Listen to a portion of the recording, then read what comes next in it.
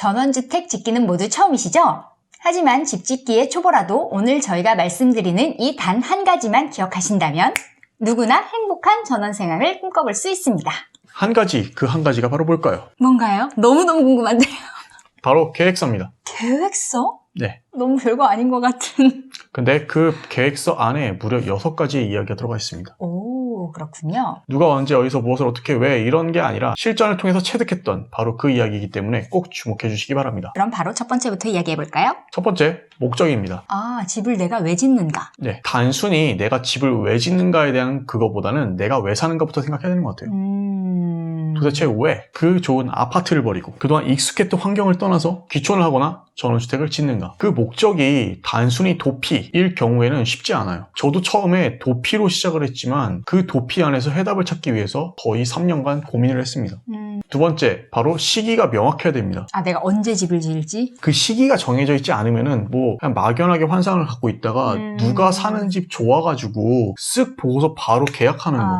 그거 되게 힘들어요. 그때부터 문제가 시작됩니다. 그쵸. 결정을 쉽게 하면 그 후로 이제. 이거는 제 지론인데요. 5분 만에 내린 결정은 5분 뒤에 바뀔 수 있다. 1년 동안 고민하고, 그러니까 그 고민이라는 것도 그냥 생각만 하는 게 아니에요. 1년 동안 계획하고, 계획 짜고, 그리고 검토하고, 그걸 저를 고민이라고 얘기를 하는데요. 그렇게 하게 되면은 후회가 최소한 1년 동안 되진 않아요. 그 시기가 너무 앞당겨져도 안 되는 게 그거에 맞춰서 준비를 못 하기 때문이에요. 땅 파는 사람, 설계하는 사람, 그리고 시공하는 사람, 그 누군가가 알아서 해주겠지. 그런 일은 없습니다. 그쵸. 내가 하는 만큼 좋은 집을 얻을 수 있겠죠? 그렇죠. 건축사 혹은 이제 시공하는 사람들을 만나게 되면 가장 곤란한 순간이 알아서 다 해달라. 아, 그분들도 곤란하군요. 네, 그리고 싸게. 그렇게 한 집은 나중에 내 맘에 안 들고. 그렇죠. 마음에 들 수가 없어요.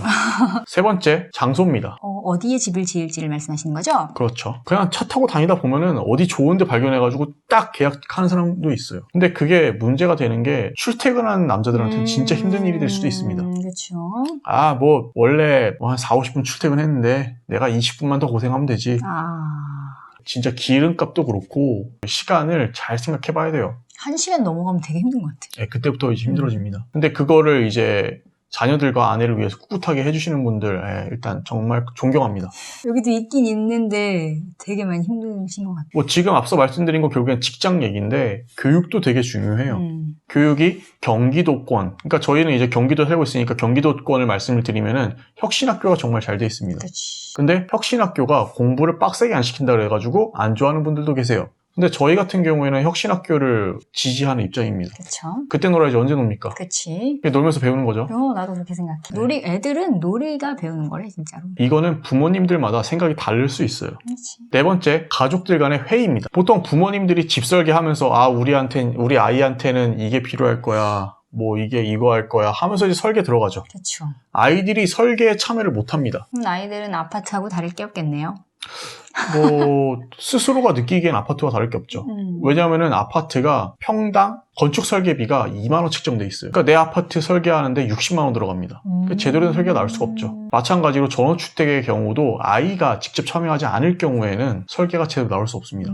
아이가 설계뿐만 아니라 이곳으로 떠날 때 스스로에 대한 정체성에 대한 혹은 목표, 목적 어떤 거든지 얘기할 수 있어야 돼요. 나는 뭐 거기 가서 타잔을 하고 싶다. 그러면 줄을 매달 수 있는 그런 설계도 필요할 수도 있고. 근데 오히려 사실 부모님들은 다 애들 때문에 오는 걸 수도 있잖아. 자기 때문이기도 하지만 애들을 많이 생각해서 올 텐데 그 친구는 어떻게 보면 친구들하고 헤어지는 게 싫고 새로운 곳으로 가는 게 너무 싫다. 이렇게 생각하면 안 되니까 가족 회의는 진짜 중요할 것 같아. 그렇죠. 이제 뭐 한 명이라도 결사 반대를 한다 그러면은 설득하는 과정이 필요하고 그 시간이 필요합니다. 그치. 근데 대부분 그렇지가 않죠. 다섯 번째, 예산입니다. 가장 중요할 것 같은데. 네. 보통 있는 돈 가지고 예산을 짜시는데요. 저는 그것보다는 미래 시기에 그 예산까지 합쳐서 생각하시는 게 좋다고 생각합니다. 왜냐하면은 집을 짓다 보면은 돈이 다 부족해요. 그쵸. 그래서 그때부터 급조하기 시작하는데 그게 꼬이기 시작합니다. 생각지도 않았던 엄청난 빚을 질 수도 있어요. 예비비를 한 20% 정도는 꼭 책정해라 이런 얘기를 항상 하시잖아요. 지으신 분들이. 예비비 20% 이상 더 들어갑니다. 마지막으로 여섯 번째, 이런 얘기 보통 안 하죠. 실패했을 때 계획입니다. 전원주택에 대한 이 환상은 깨부시는데 딱 1년이면 돼요. 뭐 나중에 여러 가지를 말씀드릴 텐데 이 환경, 이 풍경이 익숙해지고 이웃이랑 딱 한 번 싸우잖아요.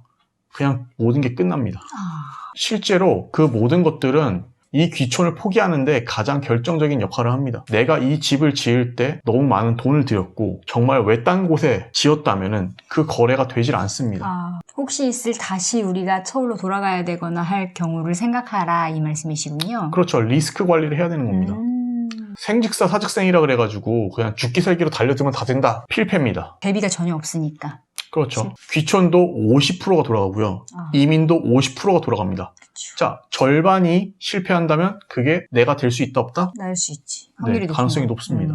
이 6가지 계획을 구체적으로 짠 다음에 어떻게 해야 될까요? 아. 이렇게 완성된 계획을 가지고 이미 귀촌을 하셨거나 집을 지은 사람들한테 상의해보는 것도 되게 좋은 방법입니다. 오, 이미 겪으신 분들한테 나는 그걸 겪지 않고 고민하고 계획을 짠 거니까 현실적이지 않을 수 있다 이 뜻이구나. 그렇죠. 저희가 단열 채우는데 일주일 걸렸어요. 일주일 동안 단열만 했습니다. 근데 만약에 이제 집을 지을 때 단열에 대해서 고민하는 분이 오신다면 그냥 혼자 생각하는 것보다는 훨씬 낫겠죠. 이미 집을 지은 건축주들이 그런 부탁을 받았을 때 거절할 것이냐 안 할 것이냐. 안 하지 않았어. 절대 안 합니다. 그러니까 여러분들도 이런 구체적인 계획이 생기게 되면요. 건축사를 만나든 시공사를 만나든 아니면 이미 집을 지은 건축주들하고 상의를 할 때도 더 많은 걸 얻을 수 있습니다. 그렇지. 그래서 저는 단 이 한 가지만 있으면은 아무리 초보 건축주라고 하더라도 행복한 전원 생활을 하는데 큰 가능성이 올라간다고 생각합니다. 쉽게 지은 집은 짓고 나서 후회하는 데 시간을 매우 많이 소비할 수도 있습니다. 짓기 전에 많이 고민하시고 지은 후에는 행복한 전원 생활을 누리실 수 있도록 오늘 저희가 말씀드린 이 단 한 가지 꼭 기억해 주세요. 네, 감사합니다. 양평부부였습니다. 고맙습니다. 네, 또 와주세요.